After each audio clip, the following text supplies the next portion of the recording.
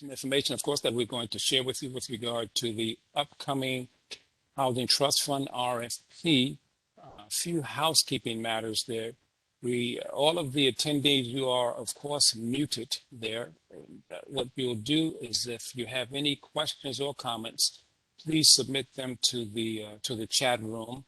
And we will have, Kate, we're going to have you collect all of the questions and comments. So during the Q&A sessions at the end, you could just read them off to us there, Kate.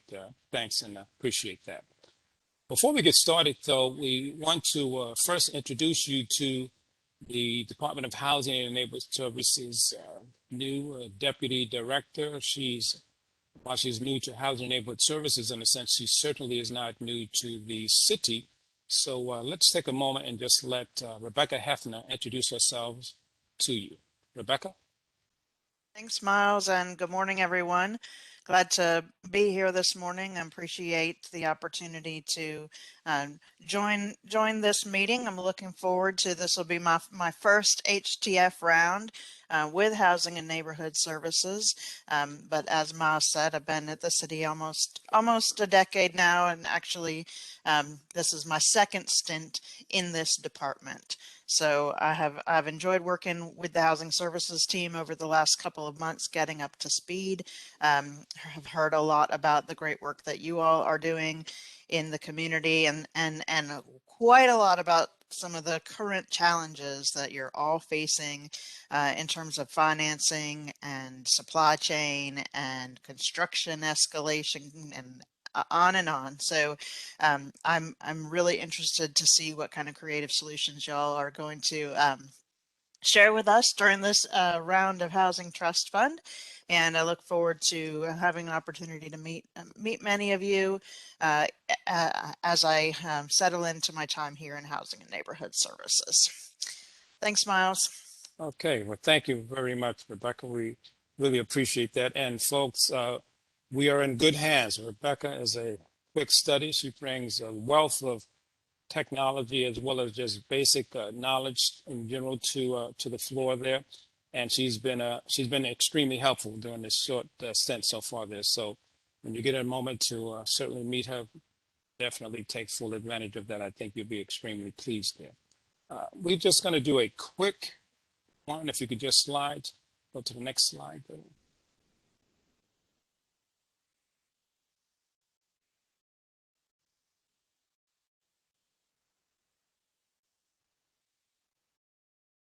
There we go.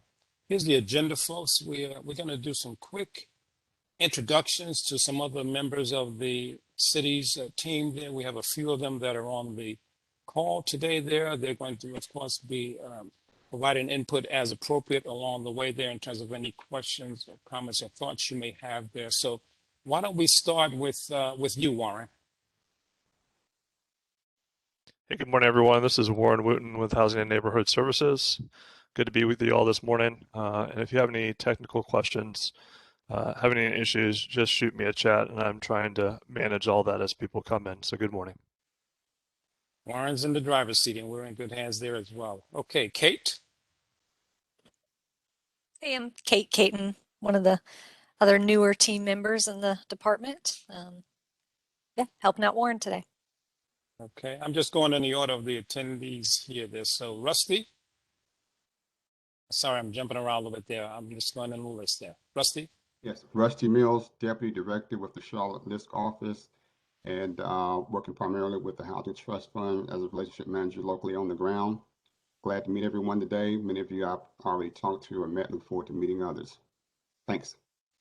Great, thanks, Rusty. Nan? Good morning, everyone. I'm Nan Peterson. I'm in the planning department. We will be the department that will be reviewing these submittals as part of the process. Good morning. Thank you, Nan. Ralphine. Good morning, everyone. Ralphine Caldwell, Executive Director for LISC Charlotte. Look forward to talking to you all today. Okay. Ron? Good morning, everyone. My name is Ron Mason. I'm with Housing and Neighborhood Services. I am the program manager of the Down Payment Assistance Program, and I also work with a lot of our single-family development projects. Great. Sonia?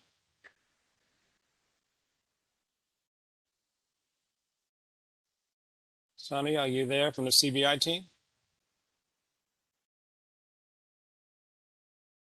Okay. Tiffany?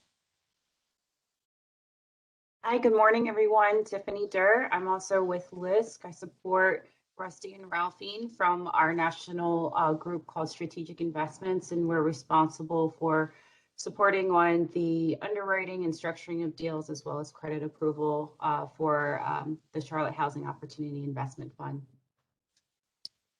Okay, thank you, Tiffany. And I hear, let me see, Sonia says she's having audio trouble there. So Sonia, hopefully you can resolve that and chime in as needed as we move down the line here. Zelika. Good morning, everyone, and thank you for joining. I'm Zelika Bierman with the Housing Trust Fund Development Program and multifamily housing development. Okay. I don't see anyone else in terms of the panelists, but if anyone else is on as a panelist, could you please go ahead and introduce yourself? My list is truncated here. Anyone else on as a panelist? Hey, this is Delia Jordan. I'm with the City of Charlotte. I am the asset manager and I do compliance monitoring on the multifamily projects that we have with the City of Charlotte. Okay. Anyone else? Okay, well, good. Well, folks, again, thanks for joining us. We're going to be mindful of your time today. Quickly, if you take a look at the agenda, the items we're going to cover, of course, will entail the actual Housing Trust Fund.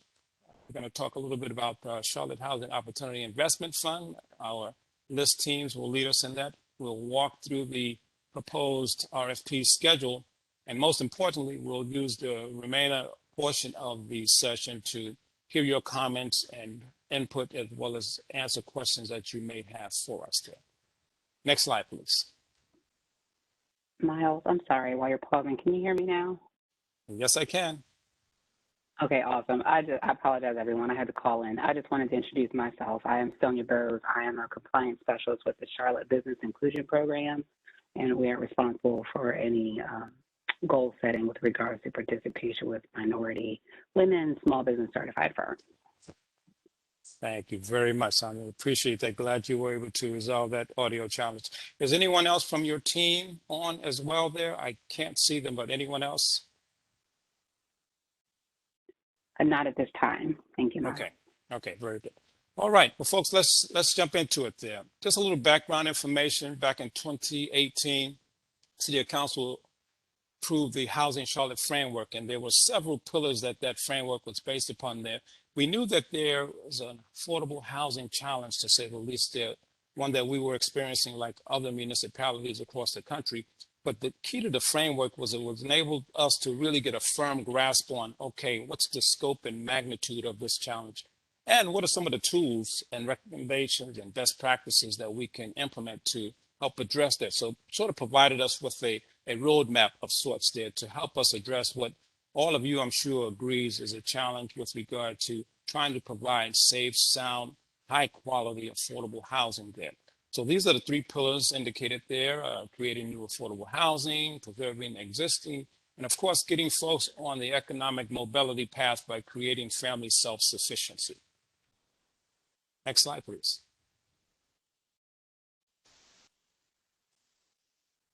The Housing Trust Fund. Housing Trust Fund 101, of course, there it was created in 2001, and it's funded by voter-approved general obligation bonds there biannually.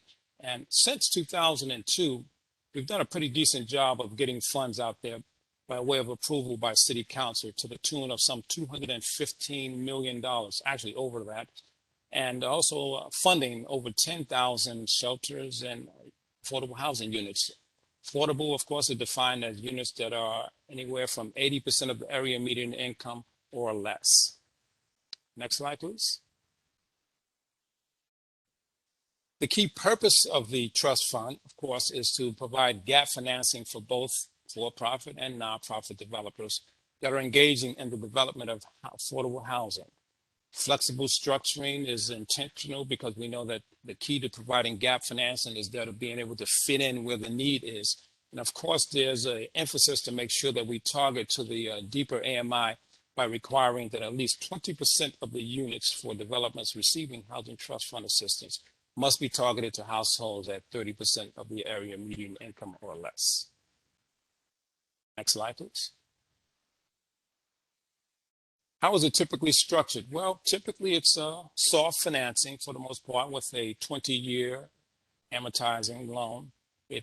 We tend to have a minimum debt coverage ratio of 1.15, and the debt service payments, and this is really important, can be and are cash flow contingent. So we know that oftentimes there's layers of financing in these developments, and oftentimes the subordinate layering of the subordinate financing may not be in a position to realize any debt servicing on that debt there at that particular time. But one of the key reasons for that flexibility is making sure that we give the developers as much flexibility with regard to structuring their debt stack.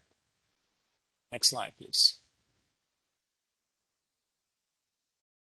So when we're reviewing proposals, many of you have submitted over time, there are several criteria that we utilize there in assessing the proposals there. Of course, to what extent does it adhere to city's affordable housing policies? What sort of strength does the development team have? You may notice that in the affordable housing industry, there are several, like yourselves, developers that have extensive experience there. We make sure that we take that into consideration when we're reviewing proposals. Financial strength in terms of the proposal in and of itself. To what extent is the developer leveraging city dollars and city resources? And also, to what extent is the market needed? Is the units needed as a result of some affordable housing market study? We have, of course, compliance monitoring. Delia Joyner, who is on the call as well, there heads up our compliance monitoring team. And we know that that's one of the key points with regard to making sure that these affordable housing units not only are built sound of high quality, but also that the appropriate eligibility requirements are met. We want to make sure that the proposals and the developers engage the community with regard to their proposal. And of course, we have a site scoring tool that we utilize also in evaluating the proposals. Next slide, please. And we'll just go through this real quickly, the proposal review process. As you see, it starts, of course, with the RFP being posted. City Council, of course, has to approve the recommendations that staff makes there. The proposals are also reviewed jointly by both this, our partner, community partner, as well as the Housing and Neighborhood Services Department. But there are several other units within the city that weigh in as well there. You heard Nan in terms of planning, weighing in with regard to the concept plans there. We have Charlotte Water, we have Sonia from CBI as well. They're making sure that participation takes place on that level as well there. So there's quite a bit of interaction that takes place prior to those formal proposals being presented to council for approval. Next slide, please. This is just a more refined breakdown of the phases of the review process. Okay, next slide. So what's new with this upcoming round? You know that we continuously take your feedback in terms of what's going on in the market. We also take note of the things that we're seeing with regard to how these transactions are actually processed, how they're moving toward closing, what sort of construction challenges are they having as well. So there are a few things that we want you to note there. One of them is the fact that particularly bond deals, we know how complicated these transactions are, and the involvement of legal services and attorneys has gotten even more challenging from the standpoint of costs. What we're going to do, starting with this particular round, is make sure that we help to offset some of those costs by having the developers absorb a portion of that. So up to $15,000 in legal closing costs, that's legal closing costs, will be absorbed by the developers there. Now, you might say, well, we know that historically the city has covered that cost, and we have, but we want to continue to provide you with sound, credible, timely legal services from the city's perspective there. And because of the cost challenges we're approaching and experiencing, we're going to have to incorporate this new feature there. Also, some of you may be familiar with the SOID, Sources of Income Discrimination Ad Hoc Committee. One of the recommendations that was presented to City Council was that the developments that are receiving any type of city support earmark a certain percentage of the units for households that are at 30% of area median income and have some form of rental subsidies. Now, you may say, many of you may say, well, we're already doing that. Absolutely, you're correct. Many of you already accept rental subsidies for the units there. What we're doing here is formalizing that step, formalizing it from the standpoint that it will be now a criteria that our asset management team will monitor as we complete our compliance monitoring activity there. So again, for most, this is nothing new. It's something that you're already doing. It's something that we just need to make sure that we track so that the city is indeed leveraging its resources to ensure that households with rental subsidies are able to take full advantage of these developments. Lastly, we're going to incorporate the use, and this is for our planning department, the use of Aucelia to submit your sketch plans. Many of you are familiar with that application. It's an application that you submit when you're doing to the rezoning process. And it's a technologically advanced one that enables you to real time keep track of where your application is. And in this case, your sketch plans are with regard to the whole process there. We are going to have Nan and her team walk you through a little bit of that in terms of the actual process. For those of you who may not be familiar with it, we're going to make sure that we include in the RFP package instructions on how you actually utilize that system to submit your sketch plans there. One other thing that we want to go ahead and inform you of is that many of you have already reached out to us in terms of typically we give some guidance and instruction in terms of what types of proposals we will be accepting during each particular round. We know that this is the one and only time period and in sync with the North Carolina Housing Finance Agency's 9% round there. But what we're going to do is continue to give a little bit more thought to how we're going to structure what types of proposals will be accepted for this particular round. We just want to make sure that we're providing you with ample time, resources, as well as instructions in terms of what the city is going to do in partnership, of course, with LIST there. So we assure you that by the time that this proposal is posted, which will be January 25th, next Tuesday, I believe that is, we will in fact have a firm indication as to what types of proposals will be accepted this upcoming round. Okay, next slide, please. All right, well, we have our LIST partners on the line. So Ralphine and team, why don't you chime in? All right, thank you, Miles and team. Thank you, everyone, for joining us today. Very excited to talk to you. We wanted today to give you a brief overview of the Charlotte Housing Opportunity Investment Fund and our results, as well as how we plan to move forward in partnership with the city in the year and years to come. As you all know, we started this process. I can't believe it's already been 3 years. We started this process. The LIST Charlotte office opened in March of 2019. And then in May of 2019, we actually released our first RFP in partnership with the city of Charlotte for the Charlotte Housing Opportunity Investment Fund. It has been an incredible 3 years. Who knew that we would release an RFP and then we go into a pandemic? But it has been an incredible 3 years. We cannot thank you enough as developers for the support that you've shown us from day one, for the calls, for the advice, for everything that you've done. We truly, truly support. We support you, but we thank you for supporting us as we've moved through these past 3 years. We have released 4 and participated in 4 joint RFPs with the city. Our results from that is we will hit, our original goal was 1,500. We will get to around 1,700 units, which surpasses our original goal. We will have about 22% of those 1,700 units will be reserved for, are reserved for 30% AMI families. and about 94% as of right now are for units that are for 80% or below households. And we're excited about that. The investors are very happy with the results, and we want to continue. With that said, we are in the process now. The fund, CHOF 1 is what we're calling it, has been fully committed.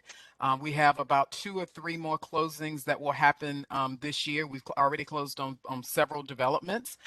We have 2 or 3 that will happen this year. We are right now in the process of raising funds for CHOF 2. It was never meant for us to start this process and put all of this work into it. And now we know, we feel like we have a product that you as the developers have requested. And as you all know, we've worked with a lot of you, and you know that we have been very flexible, but we've also been supportive of your projects, including a lot of brainstorming about how to get your project to light. And we wanted that to continue. So there will be a CHOF 2. We are in the process of fundraising now. The investors do want to go back in, and what they're doing now is reviewing. It has to go through, the product has to go through another underwriting process, obviously, because it's been 3 years, but we anticipate, we're not planning to make any changes to the CHOF. We feel like the product is, we've massaged it from day one, and this was totally based on your input, and we appreciate that. So we feel like we do have a product now that we want to continue. We will not participate in this particular RFP for that reason. We have committed all the funds for CHOF 1. We are raising funds for CHOF 2. I anticipate a closing on CHOF 2 to take place by the end of this quarter, and that's might be aggressive on my part. The investors might say, ooh, but I think we can get that done. We got it done in 2019 in a matter of about 2 months. I think we can get this done too. But I will tell you that we get it. We understand what you all are going through. Obviously, we're going through that now with lists from a standpoint of the tough conditions that you all are working in right now from in this industry. You know, we understand the rising cost of materials and you know, being able to, how difficult it is to retain contractors, and of course the lingering uncertainty of income averaging and 4% tax credits and all of that. We understand that this is a very tough market to be in, but we're also fortunate that the investors understand that too. We have had a conversation with all of the investors, as well as Mayor Lyles as well.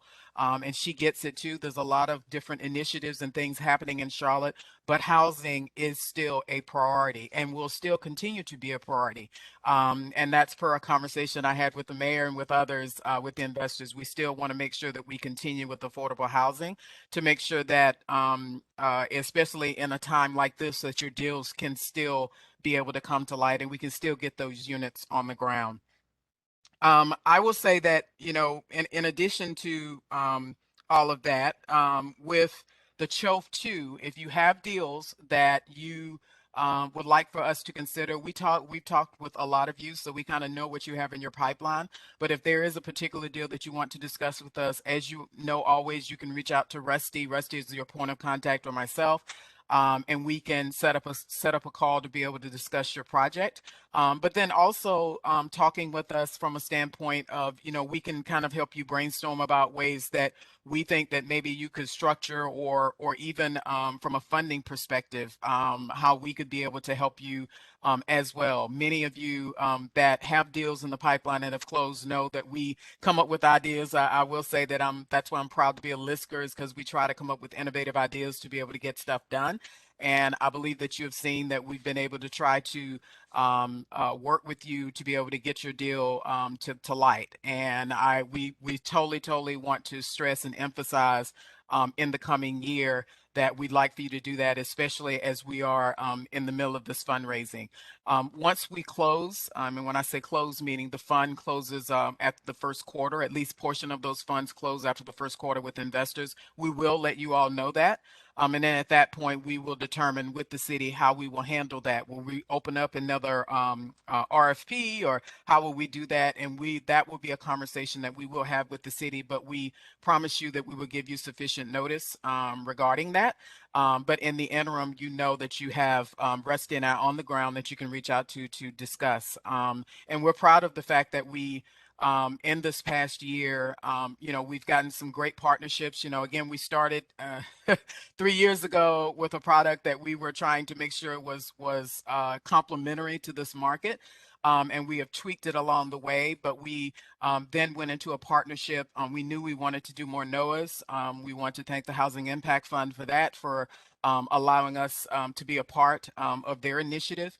And then just also, in this last 2 months or so, we were able to work with one of the developers, Laurel Street, on one of their deals. And we are actually the lender for that deal. And when I say we, meaning LISC as an organization, not the Charlotte Housing Opportunity Investment Fund, but LISC as well will be a part of that deal. So we really want to make sure that we are being supportive of your work. And we are definitely being, y'all know I can be loud. We're definitely being loud about the fact that we know that you need some assistance, and we know that you need the monies to be able to get the work done.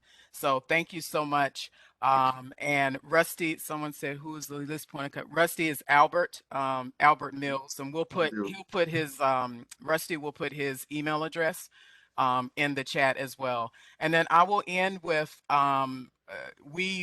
first of all, I will end with making sure that everyone is aware of a call at 11 o'clock that Scott Farmer is having regarding tax credits. Hopefully you all got that invite. If you did not, I can, or Rusty, one of us, I can put that in the chat.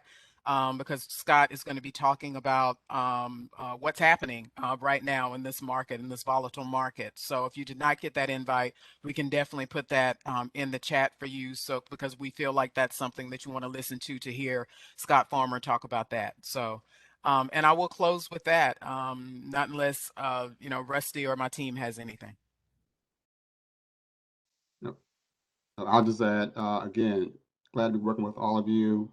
Reach out, let's talk about what you got going on, and we'll get through all this together. All right. Tiffany, anything? Nope, just here to support. Ralphine and Rusty have got you covered. So thank you again for everyone. I know that I've met a lot of you over the last year or two. So happy to continue the partnership. Great. Thanks a lot, Tiffany. And what a great job you do as well there. Ralphine, thanks for that plug with regard to the North Carolina Housing Finance Agency. As we all know, for the most part, when Scott talks, everyone listens. So please chime in. I'm sure he's going to have some key information to share with where the agency is moving at this particular juncture with regard to LIHTC deals there. Okay, we're going to turn to some of the city departmental players as well there. And let's have you and Brent sort of walk folks through quickly the whole new process with regard to the submission of the sketch plans, please. Great. Again, welcome everyone. I'm Nan Peterson. I'm the Business Relationship Manager for the Charlotte Development Center. And joining me today is also Brent Wilkinson. And Brent is in charge of our Housing Trust Fund for the Charlotte Development Center. And I don't know if Jennifer Frickson is on, but she's also one of our co-workers and partners for the Planning Department to help facilitate this wonderful program. One of the things that we are changing this year for those who have applied in the past is we are using our database, which is known as Excella, and included in the RFP is instructions for those of you who are not familiar with the program, how to use it. Also my contact information. If you struggle at any point, obviously, please feel free to reach out to me. But it's a very intuitive system, very easy to use is what we've heard from others. So this is just going to be a way for us to manage the workload, dates, and it's all electronic. So it'll be an electronic submittal. Our review staff will then make their comments on the plans and then send them back to you. Brent, is there any, and like I said, this is all how to, I don't want to go through all the details and the minutia of that now, but that is included in your RFP. We are in the process now of uploading it live. So give us a few more days to have it activated, and then we'll be ready to go. Brent, is there anything you wanted to add about the Excel use? Yeah, no, Nan, I appreciate that. I don't really have anything else other than just we feel that this is going to help us kind of streamline that sketch plan process. It'll kind of save us a lot of back and forth with emails and whatnot. So hopefully it'll kind of help the process go a little bit smoother. So, but other than that, I don't have anything, except for please feel free to reach out with any questions to Nan, Jennifer, or myself, kind of once you get into that submittal process. And thank you all. And Brent, we're continuing, after you receive your comments, we're going to have, I think it's March 21st, where you have set aside some time. Registration is required prior to the March 21st date. So if you have comments or questions about some of the comments, we are allocating 30 minutes per project for you to reach out to our staff, and I will be facilitating those meetings. So it gives you another opportunity to go over the comments to make sure you understand what's being asked and vice versa. And that is strictly voluntary. It is not a mandatory meeting. It's just something we feel that we need to offer in case there are some comments, and it just might be a easier way to consolidate this for your time and ours. Do you have any questions for us, Brent, myself, or Jennifer? If you have any questions, I think they're all muted, Nan. So if you have questions for the That's planning right. team, I'm sorry. yeah, no problem. Please include those questions in the Q&A Chat. section. And chat. Thank you. No problem. Great. And again, Nan and team, we truly, truly appreciate all that you do there. What a great collaborative effort there with regard to making sure that these affordable housing development proposals get the time, attention, and patience that you always show there. So we appreciate that, as well as your flexibility. Sonia, do you want to talk a little bit from a CBI perspective about what's to come?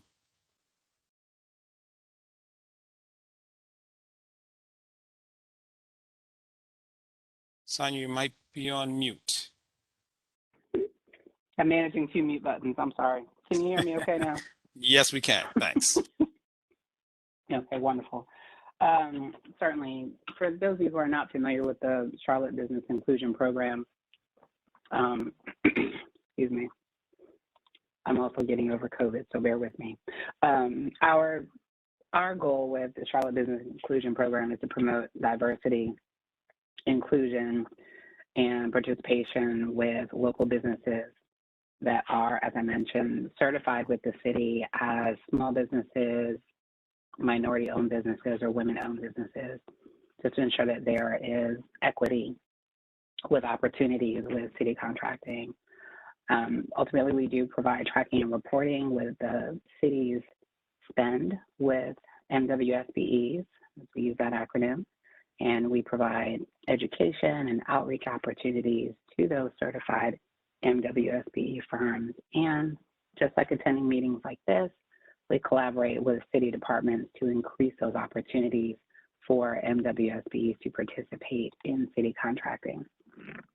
Now, I'm not sure if those attending know what is required in order for a firm to be certified as an MWSBE with the City of Charlotte. For minority and women business enterprises, they do have to be certified with the state of North Carolina's historically underutilized business office, and that acronym is HUB. It's usually well known as the HUB certified. They also provide a significant business presence in Charlotte's combined statistical area, and that includes several counties throughout North Carolina, as well as, I believe, 3 counties in South Carolina as well. And they also have to be registered in the city's vendor database and complete a relevant market area certification form. Small businesses have a little bit similar, but a little bit different with regards to their eligibility to participate in the program. Small businesses have to have a qualifying person who owns 51% of the business, and their personal net worth cannot exceed $750,000. they also have to have a significant presence in that combined statistical area of those various counties and also provide a commercially useful function to the city. The very cool thing about becoming a certified vendor with the City of Charlotte is that certification is free. There are some organizations and companies out there that do charge a fee to assist firms with becoming a certified vendor with the City of Charlotte, but it is not required. The city does not charge a fee in order to become certified. We actually have a wonderful team within the Charlotte Business Inclusion Program that assists firms with certification. And Central Piedmont Community College also provides workshops and classes to support firms in that process as well. Once firms are certified with the city, they do become a part of our vendor database, which is widely used by all city departments as well as some private firms such as Novant, Atrium, various other non-city projects do seek our certified vendor database in order to seek firms to participate in their contracts and their projects.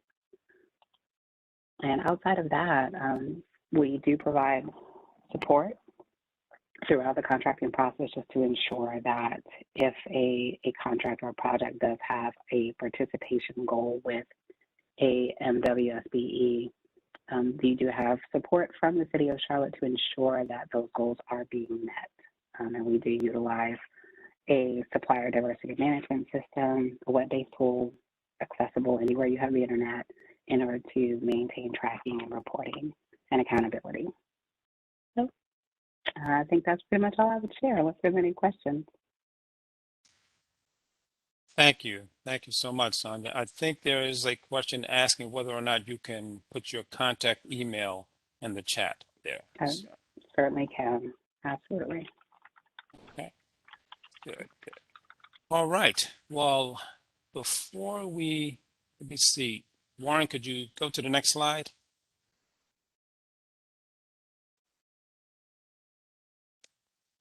All right. So now we're just going to go do the schedule, and here it is, pretty similar to previous years. The RFP will be posted on the 25th of January next week, and there's the sketch plan review, as well as the proposal submission deadline of February 18th. And we are well aware of the market study that's going to be required. One thing we want to note also is that you have to factor in there the whole community engagement process as well. 2 community engagement sessions are required for proposals there. And of course, the intent is to go to City Council for approval on April 18th. Next slide.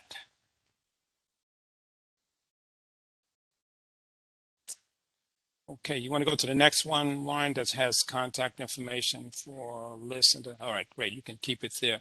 Before we get into the questions and comments in the chat room there, I just want to check with the other members of the city's team there to see Zelica, Ron, Delia, if you have any follow-up questions or comments.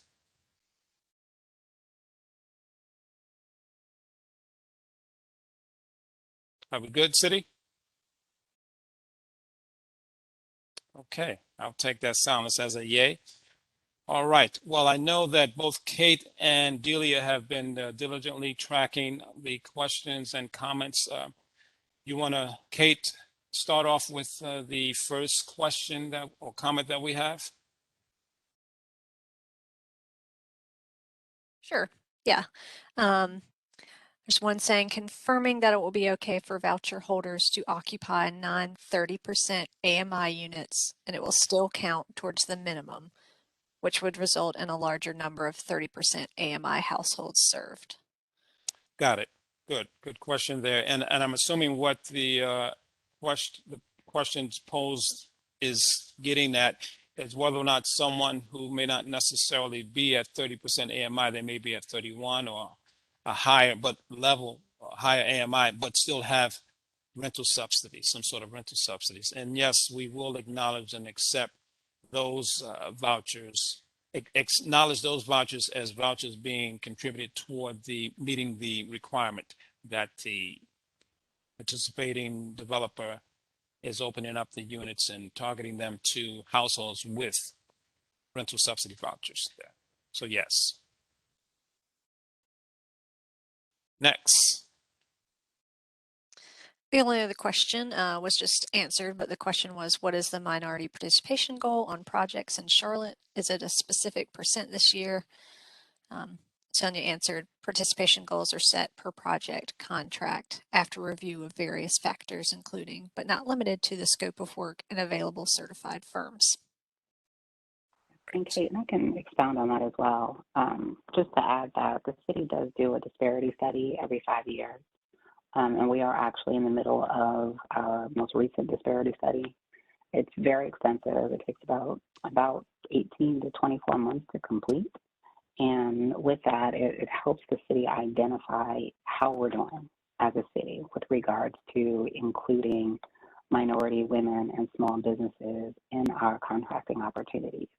So just to further expand on that, yes, goals are set based upon each individual project. So there's not an overarching goal that is set for participation. We do review every contract that has a value at or above $500,000 that goes in front of the city council is reviewed, but also certain projects that have a threshold of $50,000 or above are reviewed by the Charlotte Business Inclusion Program as well. So I hope that helps also. It depends on the value of the contract, the scope of work, the number of available certified firms in the database compared to the number of total firms that are available for scope to complete the scope of work.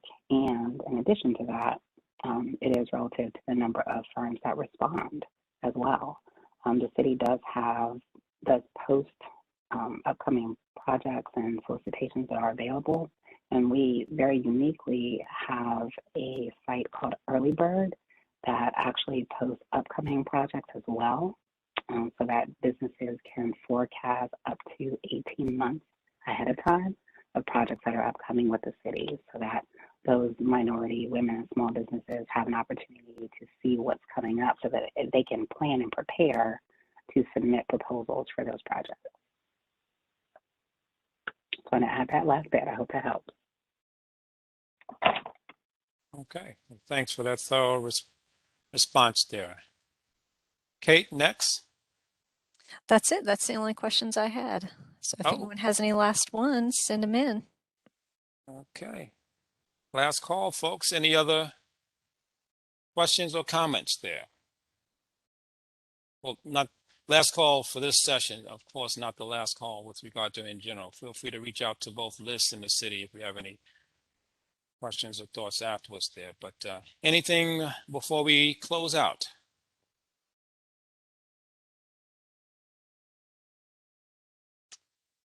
Okay.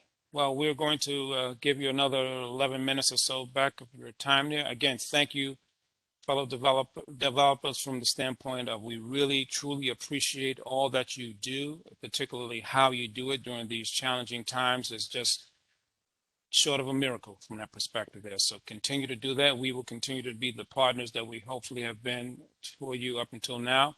And again, look out for the posting of the RFP, which will be posted on January 25th. Thanks, Liz team. Thank you, city team members as well there. Have a wonderful weekend. Be safe and be well. Take care.